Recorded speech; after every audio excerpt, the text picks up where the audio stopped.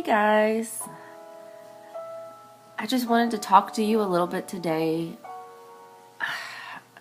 Feeling a little crummy today, but I'm in such a good mood because I've been getting so much feedback that's just so positive and encouraging about what I'm doing, and my dream wall is starting to get comments and I'm starting to get submissions, and it's really awesome.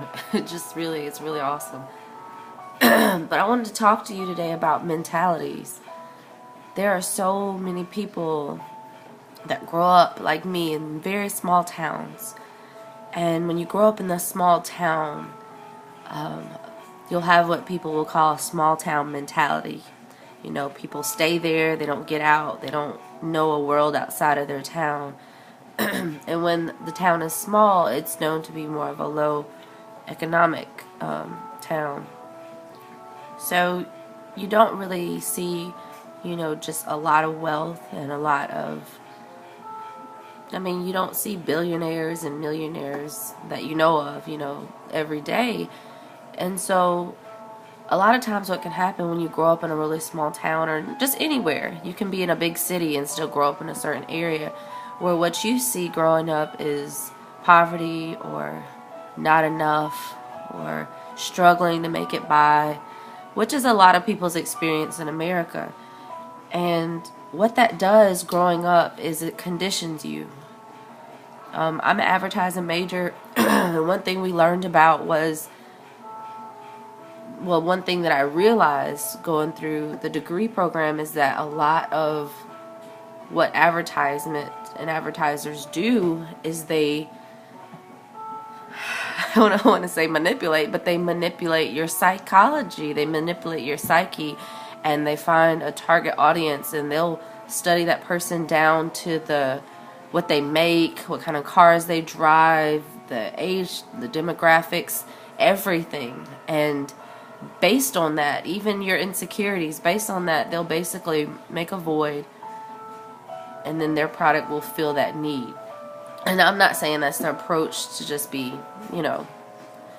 evil or anything like that, but that's what it's about. And realizing that, it made me realize that you're always being programmed subconsciously from the things that you constantly see. That's why advertising is such a big deal when it comes to businesses. It's not just the exposure, it's the branding, it's the consistently seeing things in your face. You see a yellow M, and before you won't even have to know that it's attached to a McDonald's, you think McDonald's. It's just, that's branding. You've seen that your whole life. It was in your face constantly.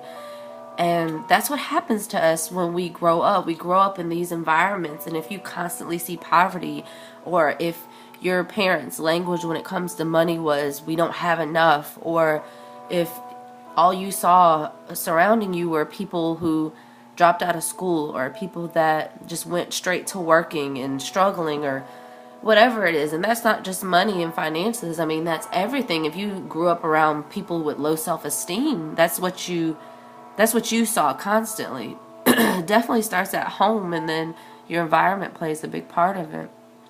So because of that, it's not your fault. You don't even recognize that it's happening.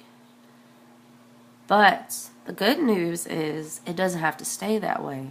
And that is really, really wonderful. And it's just been a blessing to be able to discover the information that I'm discovering, and the mentoring that I've gotten through just different books, following different webinars, going to different conferences and chats online, and just the things that I've been able to expose myself to within the past couple of months has completely changed my outlook on life. And just being aware of that is such a great thing. To just be aware and know your environment plays a big part of how you think and how you perceive the world.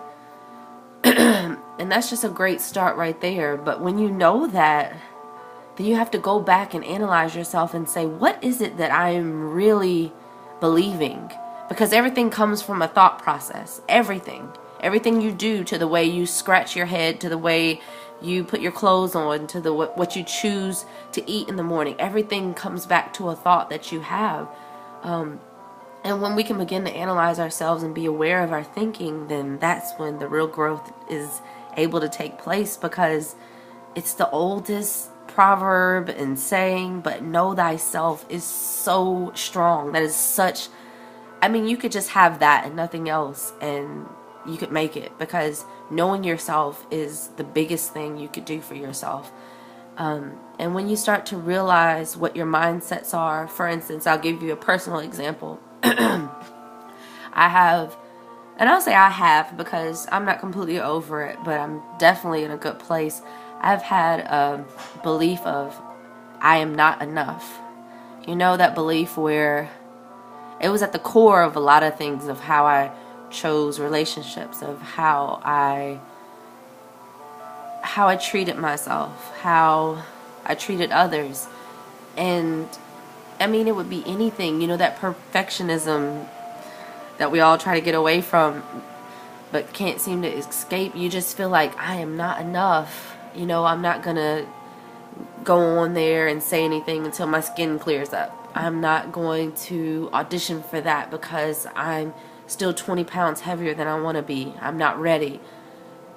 Or, you know, a lot of people with their parents, you know, I'm not enough because my parents don't approve of me.